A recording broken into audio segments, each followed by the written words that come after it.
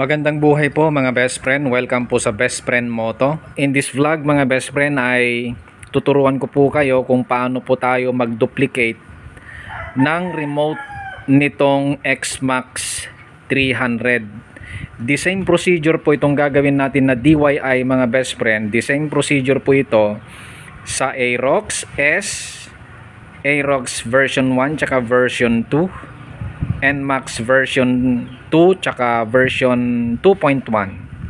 Okay, and even itong XMAX natin version 1 and version 2, and of course yung pong sniper na 155R. So pwede po itong procedure na ito sa mga motor na nabanggit ko mga best friend, lalo na yung mga brand new na iisa lang po yung kanilang remote, kasi talagang isa lang talaga.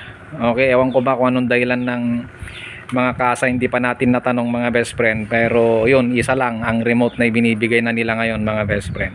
So bago natin puntahan yung ating pong tutorial mga best friend, baka ngayon lang po kayo napadpad sa ating pong Best Friend Moto, ay paki-follow po yung Facebook page natin, pa-subscribe po sa YouTube channel, meron din tayong TikTok tsaka Instagram, Best Friend Moto, para lagi po kayong updated sa mga videos po na i-upload natin mga best friend. So nandito po mga best friend yung pong original na remote ng ating XMAX 300. Ito po yon.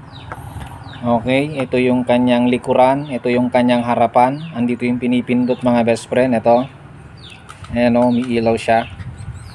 Sa likod, ayan, kumikintab na naka-chrome yung pong logo po ng Yamaha. So ito po yung original. Para makita nyo na ito yung original na remote ng ating XMAX. So of course, andito yung ating XMAX mga best friend, si Best Friend XMAX. By the way, meron tayong best friend dito. Kasama ko, katabi ko, andyan ako. O, di ba? Hindi yan umalis dyan mga best friend. Ayos, Chico Boy. Ang pangalan niya ay Chico. Okay, so ito po yung remote mga best friend, ano, patalastas lang yon para may iba naman. Oh, huwag kang tatalon. Alright, oh, ito yung kumikinang naka-chrome mga best friend. So pagkapindutin natin ito, no reaction, di ba? Nakalak kasi, i-on natin. Ayan, long press, so ayun, lumagutok na, so pwede na. Ano, ngayon pag ilak natin, long press, kahit anong pindot mo dyan, hindi na magre-react. O, long press again, open natin. Ayun, lumagutok. Okay, so ilak natin. Yan, o, wala na. So ito po yun yung kumikinang na naka-chrome. So sa vlog na ito, kunwari nawala natin to. Okay, kunwari nawala natin itong remote na to mga best friend. Okay, na kung saan kailangan nating mag-duplicate. Yun ang gagawin natin ngayon mga best friend, kung paano kahit wala yung remote, may paraan mga best friend para makagawa pa rin tayo, makapag-produce pa rin tayo ng remote ng ating mga motor. At ito po yung tutorial mga best friend. Ang sagot sa problema natin mga best friend, kung sakaling nawala itong original na remote ng ating motor, of course mga best friend, ay kailangan po natin ng ayan, okay, of course kailangan natin ng spare remote. Ilalagay ko dyan po sa comment section, maging sa description area ng video po na ito, kung saan ko po nabili ito pong remote, spare remote po na ito. Alright, i-check nyo na lang yung comment section at saka yung description area ng video po na to. Tingnan nyo pang pagkakaiba mga best friend ng original tsaka yung spare remote. Ito yung likod nya. Yan, para parehas. Okay, so ito po yung likod nila, ito po yung pong spare remote. Yan na lang para makita yung yan. Okay, ngayon sa harapan, ito yung original mga best friend. Okay, so dito po sa spare remote, meron din siyang logo ng Yamaha pero nakaukit plastic doon sa may mismong plastic nya. Ayun, no? Ayan. So yan po. So syempre pag pindutin natin to, iilaw siya. Ayun o, dot dot lang. Unlike dito po sa original mga best friend, ayan o, mas malaki yung pong display ng ilaw niya. Ayan o. Alright, so yan po yung pagkakaiba mga best friend. So ito po ngayon yung ating i-activate. Ayan, i-activate natin ito para magamit sa ating Xmax kasi ito yung original. Tapos kunwari nawala natin yan. Para makita nyo na hindi pa ito gumagana mga best friend, dalhin ko kayo sa Xmax, sa best friend Xmax. Nandito lang sa likod natin. Okay, ito. So ito po yun yung ating i-activate mga best friend ha. Ayan, syempre umiilaw yan pag pinipindot. So kahit anong pindot mo dyan, hindi magre-react. I-long press natin ito mga best friend na long press. Yun. Oh. Long press, wala pa rin. Wala, oh, walang lagutok oh. I-long press ko ulit. Wala pa rin. Wala. Hindi tumutunog itong ating Xmax. O i-long press ko ulit. Wala. Tapos i-press natin. Oh, hindi tumutunog tong Xmax natin mga best friend ano. Wala yung titit ganon. Talaga na no. Titit ganon. Mamaya maririnig nyo. Ito iparinig ko sa inyo yung titit na yun mga best friend na. Okay. So ito yung spare. So ito po yung original mga best friend. Yan o, yung naka-chrome. Iparinig ko sa inyo yung tunog na yun na titit. So nakalak yan. I-open natin. Ayan. Ayun o. O, open na siya. Pwede nang mapaikot dyan o, diba? Ayan. I-lock natin. Walang reaction na. I-open natin. O ito mga best friend. Naka-open na yan. Ayun o, lumagutok. Pag pipindutin ko to mga best friend, titit sabi itong itong Xbox natin. Pindutin ko O, di ba? Ayun o. O. Ulit. Pressing. O, di ba? Nagre-react. Ayan. Okay? Pero yung isa kanina, mga best friend, ay hindi siya, ilak natin. Wala. Yung isa, hindi pa siya activated kasi. Pinapakita ko lang yon para makita nyo na hindi pa sila activated. Ito, to. Eto mga best friend, for awareness din, okay? Gusto ko lang pong i-share itong na-experience ko mga best friend para ma-aware din po yung mga ibang mga ka-best friend natin dyan na gustong mag-duplicate ng kanilang mga remote. Baka kasi ma-encounter nyo po ang seller po na ito. Ito po yung kanyang pangalan mga best friend. Sa Facebook page, MT Torque ang pangalan niya. Yung isang gamit niya din na account ay MT Torque. MT Moto Torque. Ayan. So ito ipopost ko mga best friend para makita nyo. MT Moto Torque at saka yung isang gamit niyang account ay MT Torque. So yan po yung dalawang account na kanyang ginagamit mga best friend. So na-encounter ko po ito sa Facebook.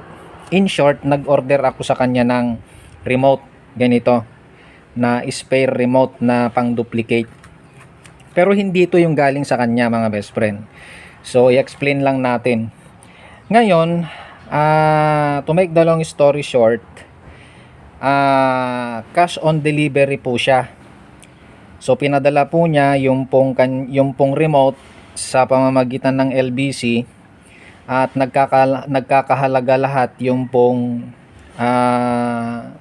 remote kasama po yung delivery through LBC na cash on delivery na 1,910 yata yun. Basta 1,900 plus, close to 2,000. 2,000 kamo na lang.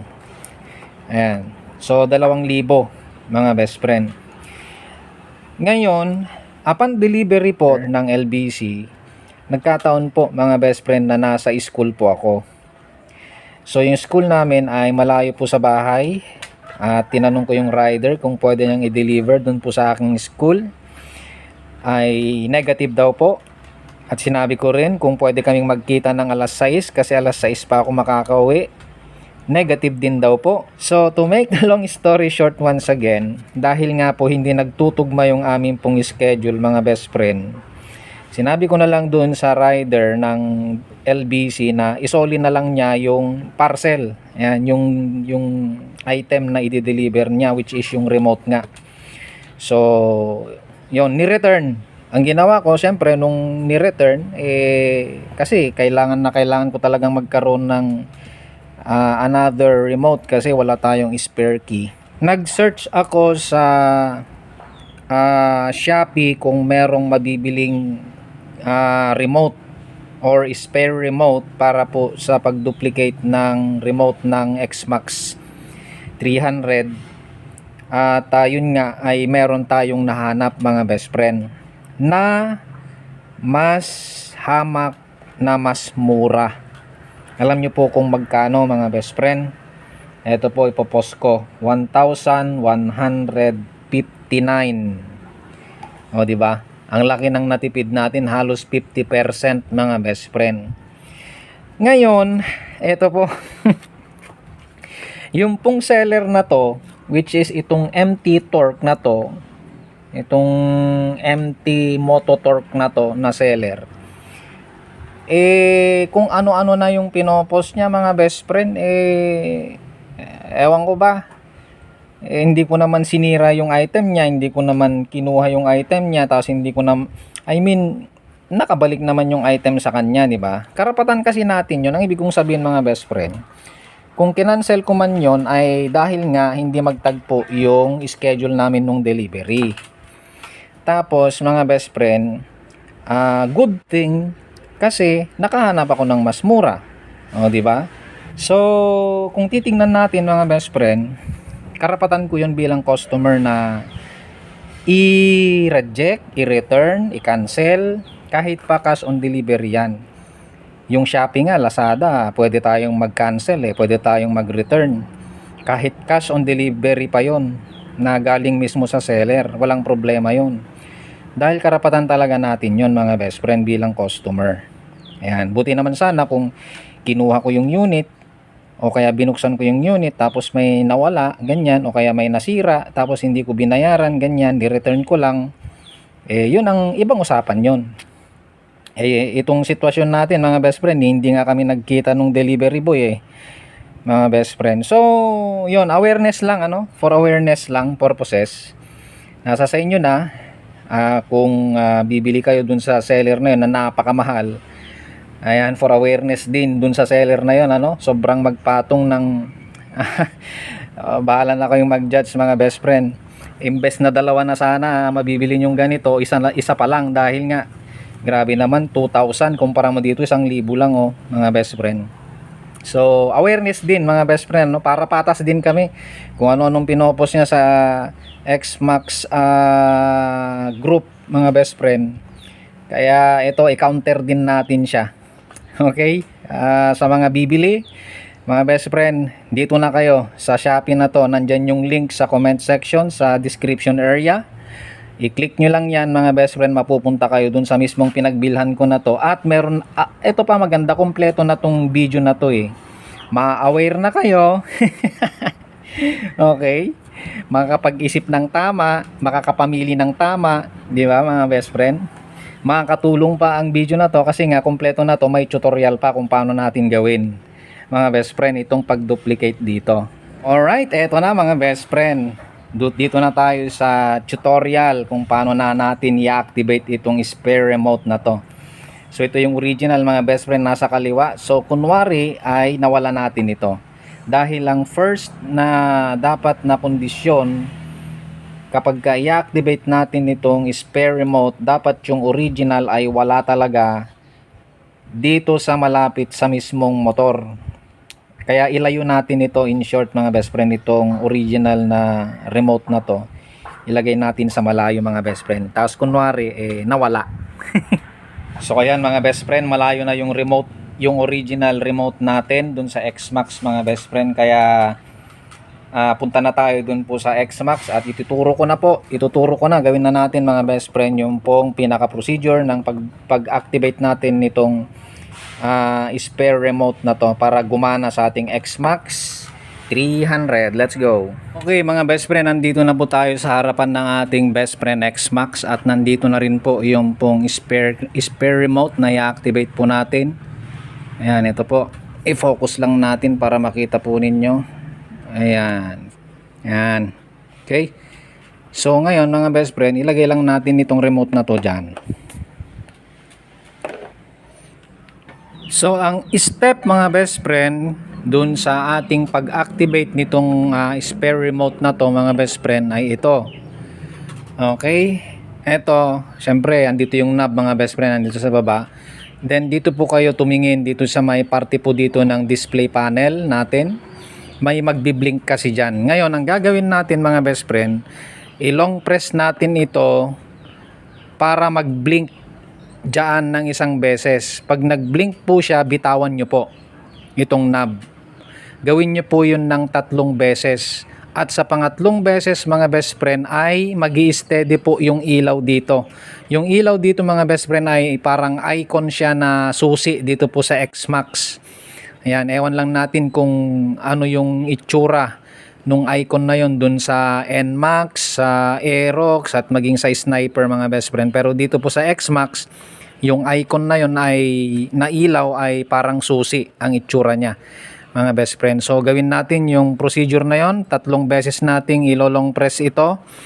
Tapos siyempre pag umilaw yon, bitaw, then pressing ulit, then magbi-blink, bitaw, then sa pangatlong beses ilong press mo, mag-steady na po itong ilaw dyan. Gawin natin mga best friend, demonstration.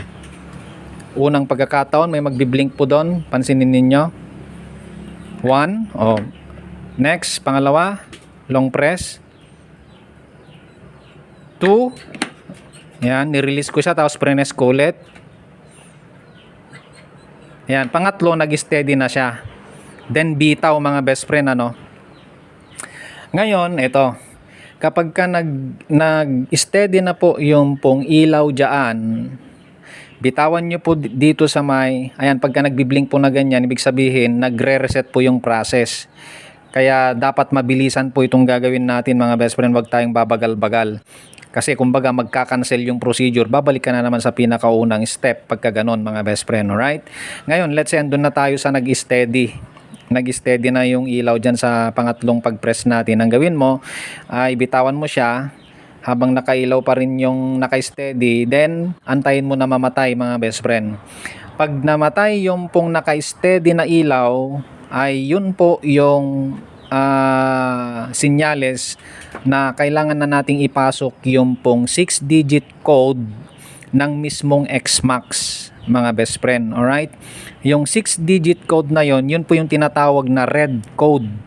6 na digits yon mga best friend. Huwag nyong ipagsasabi sa iba yon, huwag nyong kakalimutan yon. Dapat hindi malalaman ng ibang tao yon kasi kahit nasa iyo pa yung remote mga best friend, yung original remote, kung alam naman nung magnanakaw yung code na yon mga best friend, magtaka ka na lang, wala na yung motor mo, natangay na, nasa iyo naman yung remote mga best friend.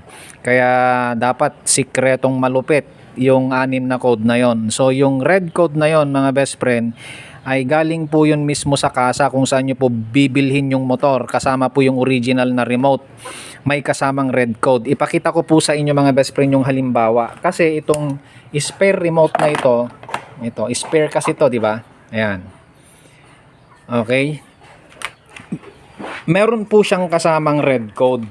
Ito po mga best friend, ayan, itong red na yan. Dito sa natakpan ng black mga best friend, may 6 na digits dyan na code. Okay? Ngayon, hindi ito yung code na ipapasok natin dito sa XMAX. Huwag kayong malilito mga best friend. So, wag nyo lang pansinin itong red code na to na galing dito sa spare key or spare remote. Hindi natin kailangan yan. Ang kailangan natin mga best friend ay yung pong red code mismo nung pong kinuha nyo po or nung binili po ninyo yung motor po ninyo, mga best friend, may ibibigay po mismo yung pong kasa kung saan nyo binili. Kasama yung original na remote, meron po silang red code na ibibigay. Kasama po yon mga best friend. Yung code na yon ang ipapasok natin dito sa may XMAX. So, paano natin ipapasok yung pong red code na yon, yung 6 digits code na yon mga best friend? Ganito po ang process. Okay?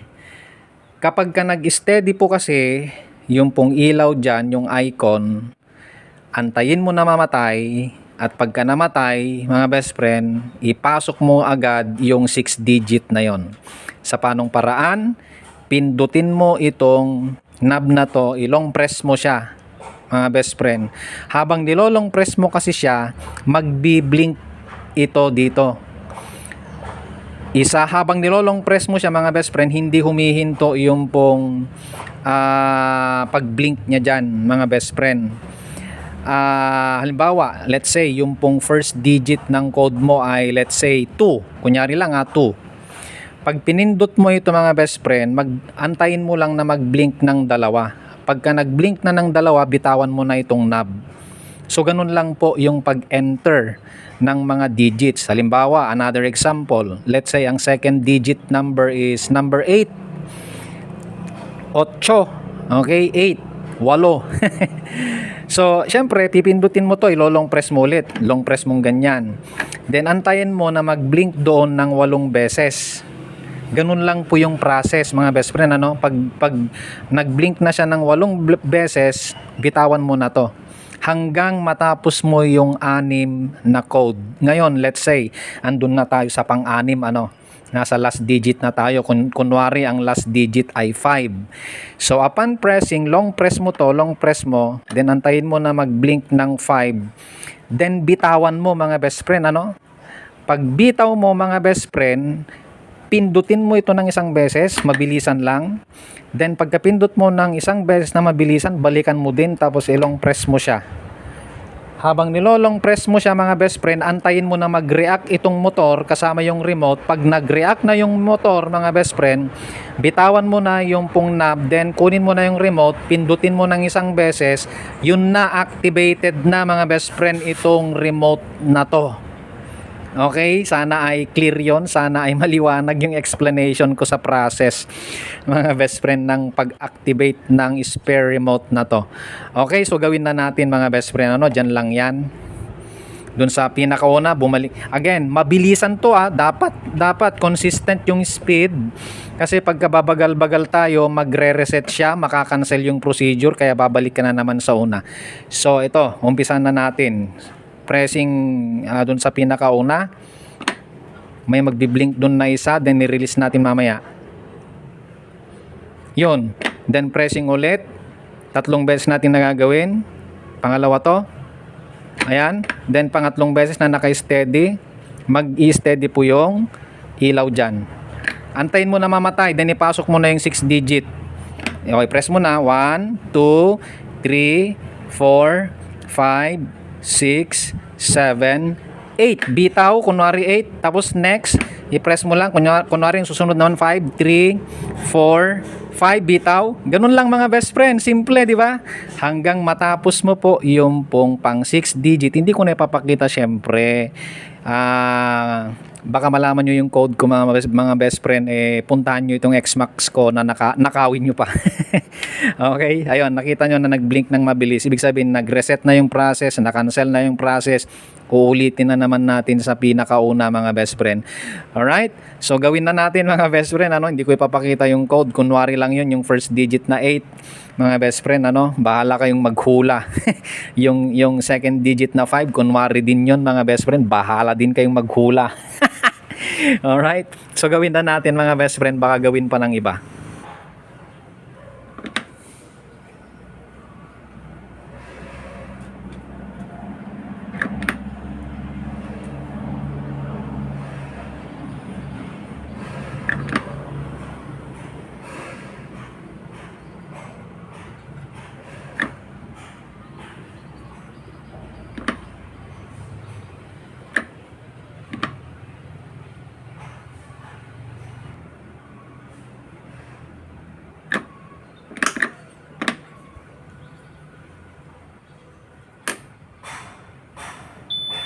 Yung nag-react mga best friend, umilaw na din yung remote natin. Then pindutin natin isang beses.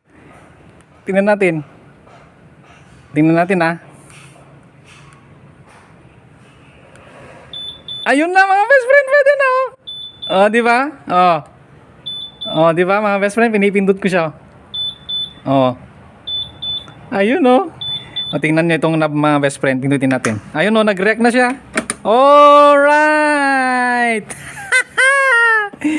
Ganun lang kadali mga best friend, ano? Ganun lang kadaling mag-activate nitong remote na to, 'di ba? Ito na yung spare remote, may remote na tayo mga best friend. Okay, so patayin natin, i-lock natin mga best friend. I-long press ko siya, long press. Oh. Oh, wala na, walang reaction mga best friend, no. Walang lagutok. Ngayon, i-long press ko siya. Ayan. Oh, yun oh. Oh, 'di ba? Pwede na oh. Oh, di ba mga best friend? Ayan, patayin natin. Alright. Talang saya-saya naman mga best friend. O yan, meron di ba? Lumagutok siya mga best friend. Pindutin ko to, tingnan nyo, iilaw yan. Pressing. O, ayan oh. Di ba? Ayan, i-focus natin para makita nyo. Ayan oh. Di ba mga best friend? Oh. Oh, di ba? Oh. Gumagana na. Successful mga best friend. Meron na tayong spare remote. So, ganun lang po kadali mga best friend. Yung pong pag-activate ng spare remote, napakadali mga best friend. Basta dun sa pang last digit mga best friend ng code ninyo, pag naipasok nyo na yung last digit, bitaw sa knob, then i-press nyo ng mabilisan ng isang beses itong knob, then balikan nyo ulit yung knob, long press nyo siya mga best friend, antayin nyo lang, dapat naka-long press lang yon, antayin nyo, wag kayong bibitaw, antayin nyo na mag-react yung motor, tapos iilaw na itong remote mga best friend. Then pindutin nyo na ng isang beses itong remote, ayun, pwede na, gagana na siya mga best friend, activated na siya. Parang ito, pindutin natin ulit. O, di ba? Di ba? Yan, focusing. Oh, di ba? Oh, okay na, may remote na tayo, may dalawa na tayong remote mga best friend. So ganun lang kadali, ano po mga best friend. So kung nakatulong sa iyo ang tutorial na ito, ang DIY na ito, ano pa ang inaantay mo mga best friend? I-like mo ang video na to, paki-share na rin para mapanood din po ng iba mga best friend at makatulong po sa iba. Alright, again, nandyan po sa comment section, nandyan po sa description area kung saan ko po binili itong remote na to, itong spare remote na ito. Sa Shopee ko po ito binili, napakamura mga best friend, ano, compare mo dun sa seller na yun na napakaburaot, ano po mga best friend. Grabe kung magpatong ng presyo, grabe ano mga best friend. So dito mga best friend, mga sineshare nating video ay talagang we see to it na nakakatulong po sa iba mga best friend. Maraming salamat po sa inyo pong panonood. Kung ngayon lang kayo napadpad sa ating pong Facebook page, YouTube channel, Instagram at TikTok, Best Friend Moto, baka naman follow nyo po ang ating Facebook page, subscribe to our YouTube channel, maging sa TikTok at Instagram. Ito po ang inyo pong kaibigan, Best Friend Moto, na nagsasabing sa Diyos lamang umasa at wag sa maling akala. And of course, when you ride, live your pride. Maraming salamat po sa inyo pong panonood. Ingat po tayong lahat. God bless us all. See you po in my next video.